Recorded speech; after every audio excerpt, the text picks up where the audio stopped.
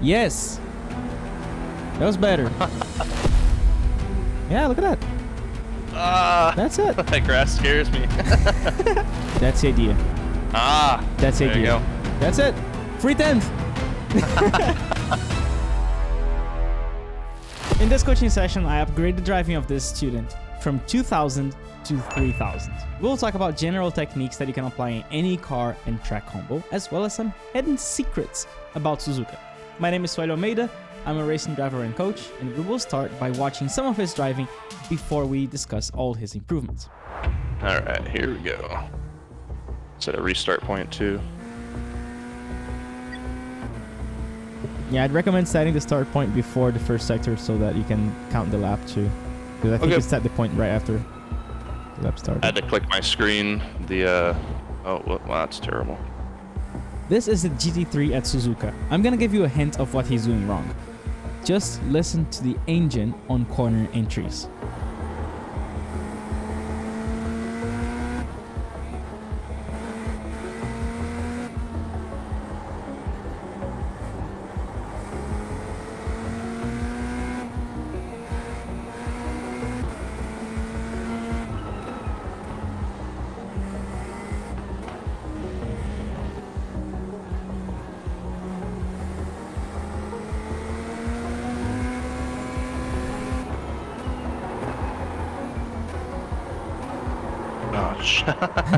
Oh, good. What do you think you did there? Well, I was probably gripping the wheel a little too hard, and while I was downshifting, I didn't let the force feedback do its job. It's two things. Every time you spin on the middle of the corner like that, on the middle of the track, it's because one, you carried too much speed, and two, even with that speed, you still forced your way into the apex. So in a race scenario where you realize you're too fast, slow down more, abandon the apex, and like just leave that gap, leave that like 2-car width on the middle. Because if you continue forcing your way and you realize the car's not doing it, but you still do it, then you spin. Yeah. So that's the only thing. Like I noticed that you were too fast. I wanted to see what you did with it, but you kept insisting. That's why the car spun. This is a 2-step mistake. You have to do 2 mistakes in order to spin. With more experience, you're gonna notice and get a feel for when the car is not gonna be able to do it, and you just abandon the apex. Don't hesitate on just abandoning the apex. I really like your natural willingness to go faster. At every fraction of a second, you're making adjustments, trying to keep your minimum speed up. That's what I see. But I think your driving is too polluted because of that now. So what we can do, which is the most difficult thing, is to clean up the rough edges, polish your telemetry. So I want to share my screen and show you what I see. It's a good thing because it's all corners, so I'm not going to be talking about like this track. It's literally like your driving style, which is something that you can apply everywhere. Okay, so let's get your speed graph. Let's say this is the apex right here, and then your speed graph as beginners, it's like you're accelerating, you start braking, boom. Then you coast, you start turning, and then you start accelerating at the apex. Yeah. Now, the more advanced you get, the later you're going to start braking, right? So you start braking a little bit later, and this is where you gain lots of time. And then here, because you're faster now, you're going to be trail braking, so your speed is not going to go down like flat like that. It's going to be a little bit steeper, and then you're going to meet that minimum speed, get back on power. What I see in your driving now is something like this. You brake, you start turning in, and you try to keep your minimum speed high, so you do little dabs on the throttle like that. I'm exaggerating a lot here just so you can see it. Like here, it's like every time you're braking, and then your throttle is like boom, boom, boom, boom, on entry. You're trying to kind of like push the car forward, or you, I don't know, maybe you get a feel that the car is a little bit too slow and you want to keep that minimum speed high, and then you get back on power. So every time you do this is a sign that this is too slow. Gotcha. So what you really want is to brake a little bit later, or trail brake a little bit earlier, and get that speed a little bit higher so that you meet the last bit of this. So it should be a clean decrease, and you should never really try to use too much throttle on entry. So this is what's killing your consistency and your exits as well. There's a big problem in maintenance throttle. We can call this maintenance throttle because it's that like 10% you can maintain either the speed or you can maintain the balance. That's what we call maintenance throttle. In your case, it seems like you're just trying to keep the speed up. The car's not losing it or anything. You're just like trying to push the car forward in entry. So let's try to not do this and digest the slowness. Digest the feeling that the car is too slow and that you can probably carry a little bit more speed by braking less, not by doing these dabs on the throttle mid-corner. If you can do this, you're too slow. If you're like on the perfect line and you touch the throttle, you're gonna lose the corner. This is a lot more difficult. What I'm telling you to do is a lot more difficult because it requires a huge precision on entry, so that by the time you start accelerating, your speed is destined to be perfect, which means it requires a lot more precision on initial braking, on the brake release as well. But I just don't want to see these rough edges here because they are a signal that this is suboptimal. Your style of driving is actually kind of easier, which is why I told you that you have an instinct of going faster, of wanting to keep the minimum speed high, because that's your tool to do it. But let's try to clean this up and have nothing, just the brakes and just the throttle. So your speed control should be on how steep this is. These adjustments here are gonna give you the speed instead of releasing the brakes and then having those little overlaps here. Like try to do it all 100% on the brakes, because every time you do this, you mess with the weight of the car. Yeah, I can instantly see your rotation is always affected. Like, so let's say this is a yaw rate graph. So you start turning, the car is rotating, and then rotating less. So every time you do this little thing here, it affects your yaw rate. You lose rotation, And the thing with the yaw rate is generally when you lose this rotation, you also lose the moment of inertia, the rotational inertia, and because you're rotating less, you delay your throttle application and everything. So it's very difficult to apply it right away because it's gonna feel weird at first when I try, but let's try a few laps with just being aware that you are doing it. Don't even try to not do it, just notice when you do it. And what is your cue? What do you feel that causes your right foot to do it? Yeah. And then you let me know, and then we're gonna try to not do it. Just the brakes.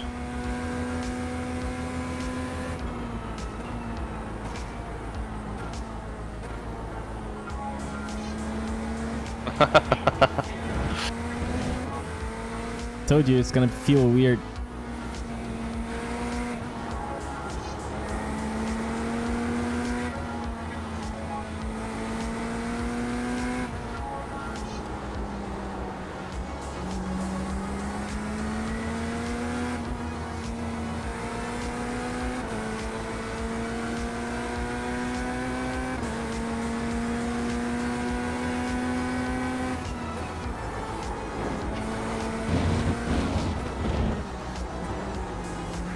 Also, do first gear on the hairpin exit. Okay.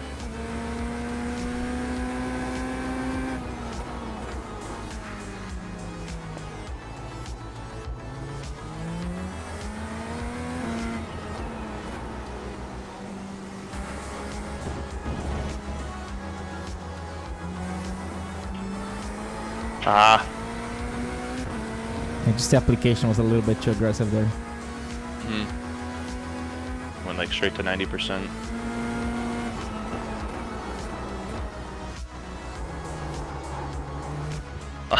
So we're not using the throttle.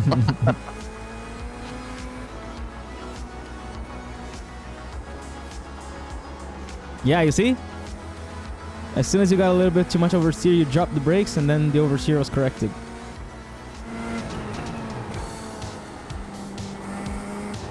Oh, that's a little wide. Oh, no, it No, wasn't. that's perfect. The braking was much better there. No throttle in between. That's how it should look. Especially in long corners, that's where you get this urge to do it. Yes, definitely. Just gotta think longer term.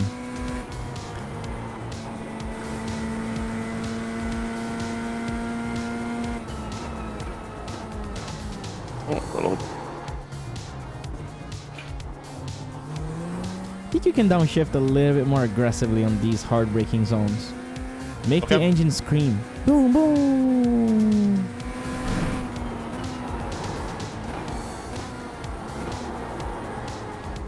There it was again.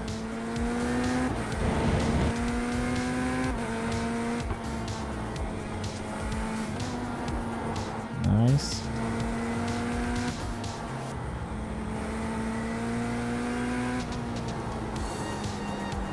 Yeah, much cleaner. Probably no need to do a full lift on this left-hander. Okay. Half lift is enough. Now, for the next corner, don't be afraid of using the curb, but have the curb under the car, not on the tires. The exit curb. Go, go, go, go, go, go, go. Oh, this one? Yeah, yeah, yeah. That's the line. Ah. You only spin if you're afraid of it. Oh boy. If you're afraid of it, you end up putting the tires on the actual drop between the curb and the green bit. That's what spins the car. But if you commit to it and you go all the way, then that drop is like under the car and it's fine. Okay. Super fast downshift. Brake the engine. Oh, I could brake a little later there. Exactly. The engine braking helps the car stop more. Jeez. Man, the rule for iRacing, for the next corner, try this. Even before you reach peak pressure, do the first downshift. On this next corner. Yeah, yeah. See, it stops. Oh my god, I'm so slow. That's crazy. I always get scared there to spin. That's usually where I spin on this track. Yeah, much better downshift. Felt like a little neutral steer on the entry there. Exactly.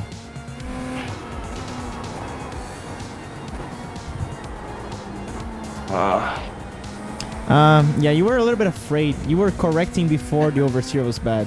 That's why you missed the apex. So yeah, chop off your emotional part of the brain. Just keep the machine learning side of it. Too early. Yeah. With the extra downshifts you're doing, you're able to brake a lot later. Yeah, look at that. Oh my god. Crap exit too. It's still got like 2/10 back. Wow, that's nuts. I've heard you say that for like a year on your videos, but still, it's like until you actually say it, that's nuts. Overslowing. Yeah, definitely.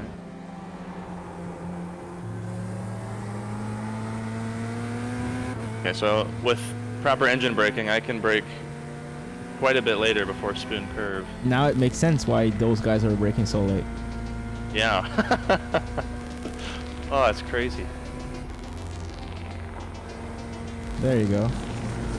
Oh, a little A wide. bit too much, yeah. Oh, like not even have to steer at all either. Just slides on in. Stay on first. You're losing so much torque, I think, on second gear there. Okay.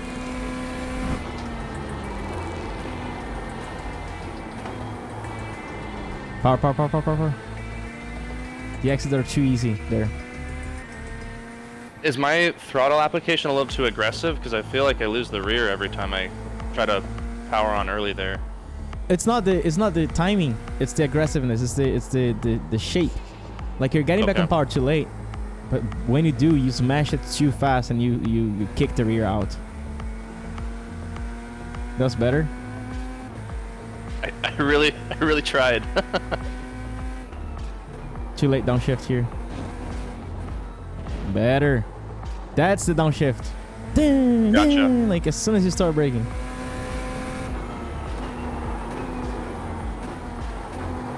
Power, power, power, power. Okay, that was too early. So like when you get back on power, that's the thing. You see, this shape you just did, you went slowly to 30%. That induces too much understeer. The previous lap, you went straight to 80%. It induced too much oversteer. So let's try 50. You go quickly to 50, and then you're gonna feel the car is gonna get into neutral steer, and then you ramp it up from there to maintain that neutrality. Okay. 30 was too little, 80 was too much. Oh, Yeah, wait for the car to, like, think like that. That corner is a big build up of rotation. That yaw rate graph. There is a point. You're gonna have one peak of the mountain. Build it up. Like that's the place where your minimum speed will be placed. So the car is gonna have it's gonna be the safest place to actually force the car. So when you get there, be a little bit more patient and really, really think like the car is rotating, like you're adding even more steering for a fraction of a second more, and really trying to hit that I call G spot of the corners. Like there's a little spot where like you do a little bit more steering just to get that extra 3 degrees per second rotation, and then you get back on power. Because right now I told you, hey, get back on power earlier, but you're getting back on power without really hitting that G spot, without like peaking the rotation. But let's do turn 1 again.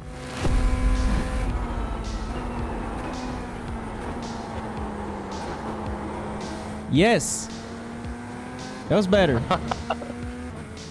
Again, or keep going? Keep going. MRPs for all corners.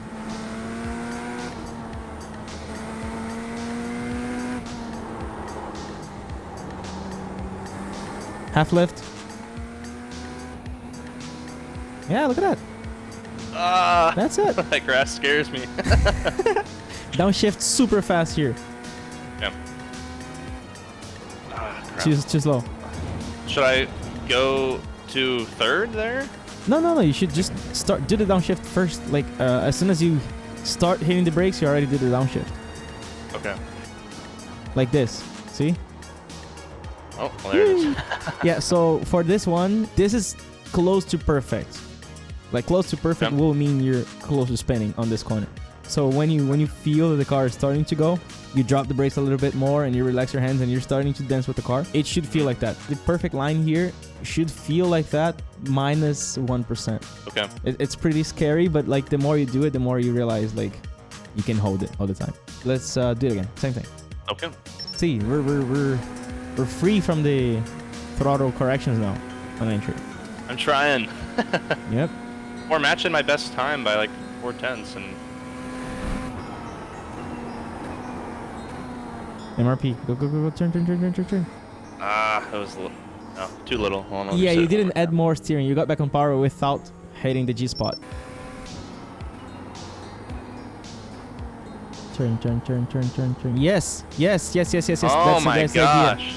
Because okay, let's talk. So what's happening is the entry oversteer is preventing you from committing to the rotation after the oversteer is done. It's almost like the oversteer on entry is making you afraid, as if you're gonna lose the car if you keep turning. But like you have to deal with the entry oversteer, and then as soon as the RPMs go down, that tendency of oversteer disappears, and you can commit mid corner. So mid corner is actually safe to turn more. Gotcha. This is what I call post slide hesitation. Like you slide a little bit and then you're kind of afraid on the next half a second you're under the limit because you're kind of still like traumatized by the slide that just happened. Yeah. So ignore it. Like, okay, it's happening. Okay, I correct it. Now more. Like you have a very hyper focused plan of extracting lateral grip, and lateral grip comes with rotation. Let's do that again.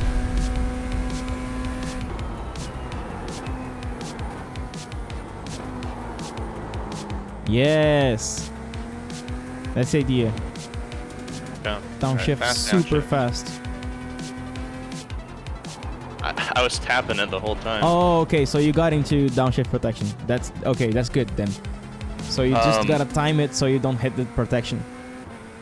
So just as soon as it lets me downshift, then. Yeah. Hesitation there. You didn't lose it rear, but you abandoned the corner because you thought you were gonna lose it. Yep. Exactly what happened. Nice. Very good. Oh, I could have done the brake a little earlier. Patience. Yeah, you can. Same thing. This corner. After you get off the curb and you start turning in and you get close to the inside, turn more. The car is gonna be safer there. It's only dangerous on initial turn in. You will rarely spin mid corner. You only spin on entry. Turn. There you go. Wow. That is a huge difference. Purple. That's the first time I've been positive there in like 2 days. Nice. Go. Yep, a little Half lift. hesitation. Oh, no. Yep. Yeah. Oh, dang Yeah, it. you see, you lost the car where? On corner entry. Yes. You never lose the car. Okay. That's it. You never lose the Yeah. car mid-corner. You only lose the car on corner entry. So corner entry is where you start building up slowly so that you don't throw the car. But then mid-corner, don't be afraid of asking for more. I think people do the opposite. People turn too fast and ask for too much on entry, and then they hesitate mid-corner because of the entry slide. It's the opposite. Just invert. You build up slowly because on entry, the engine braking is high. The car will want to rotate anyways. And then mid-corner, you can commit on really using the steering to rotate. So on entry, the engine brake rotates the car. Mid-corner, the steering rotates the car. Gotcha. Ultralight hands on turn in. Okay.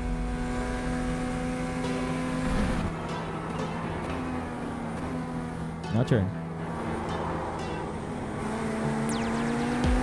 See, it was a little bit too early. You got a little bit of a slide there, but you didn't spin. That's a proof that how safe it is there on that stage of the corner. Now we're going to talk about one very, very hidden secret about this next corner. Could have been a little earlier there. Still too big of a lift.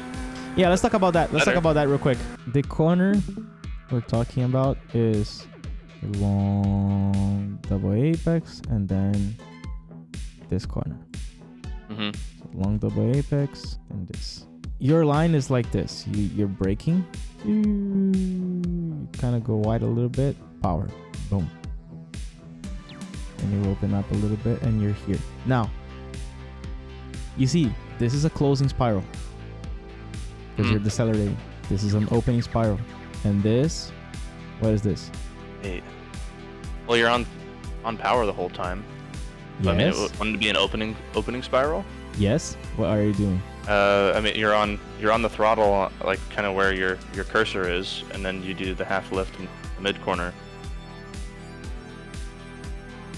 It should look like this. Oh, it's the turn in that just has to be earlier then, to make that possible. It's not the timing, it's the intensity. So let's put steering graph here. So your graph, I'm gonna go for right is down, left is up. So here you're doing this.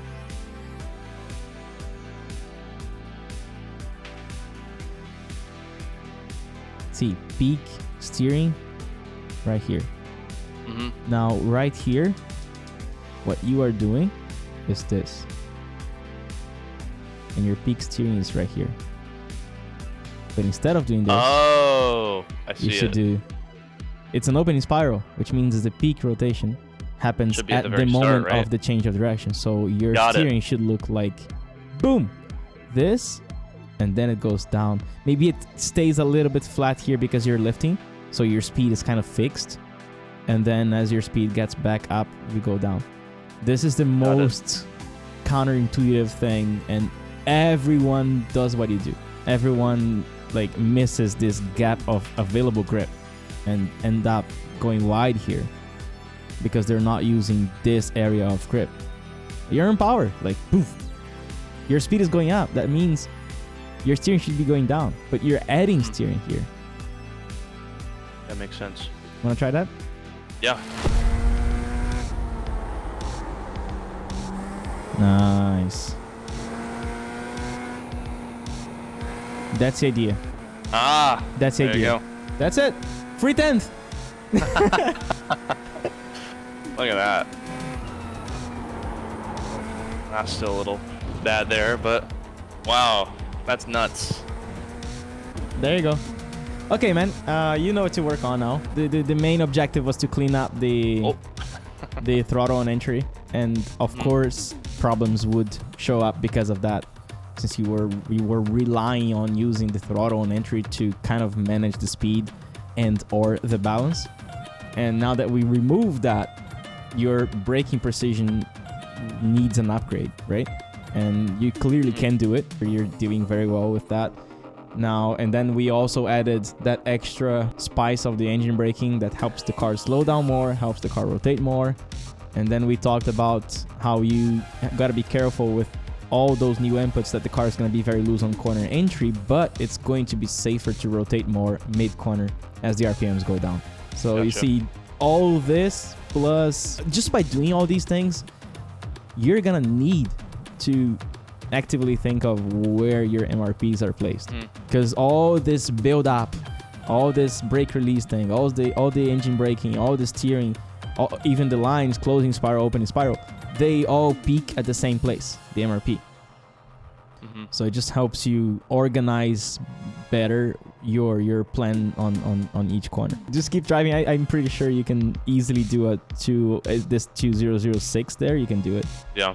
Just a matter of putting everything together and getting that extra precision. That's easily 3K level driving that you're getting up to. 2 minutes? That's crazy. Like 1 second makes that much of a difference. Awesome. Well, good luck at Laguna this weekend. Thanks for the man. lesson. I appreciate it. Yeah, thank you for the Thank you trust, so much. man. Sim racing is growing more and more, and it's bringing real-life racers and sim racers together. This is making the competition level rise like I've never seen it before. So if you want to become that competitive, the secret is in the driving technique more than equipment. My professional driving technique course, the Motor Racing Checklist, already has over 3,000 drivers, including real-life drivers and professional esport drivers, just so you know how good it is. I made this course after coaching over 2,000 drivers in one-to-one live sessions, and it contains all the advanced concepts, techniques, and exercises that I've developed with my students over all these years of coaching. It's perfect for any simulator, racing games, and also for real-life drivers wanting to use a simulator to improve their real-life driving technique. This course is about car handling skills, and the goal is to make you find better lap times and consistency. You will learn how to prevent and induce specific behaviors and learn how to feel them earlier so you can predict what's happening with the car with professional precision. By the way, this course has a money-back guarantee with no questions asked. So if you don't improve, you get your money back. And you can join my Discord to read reviews and ask any questions. Join the course now, and I will see you on track.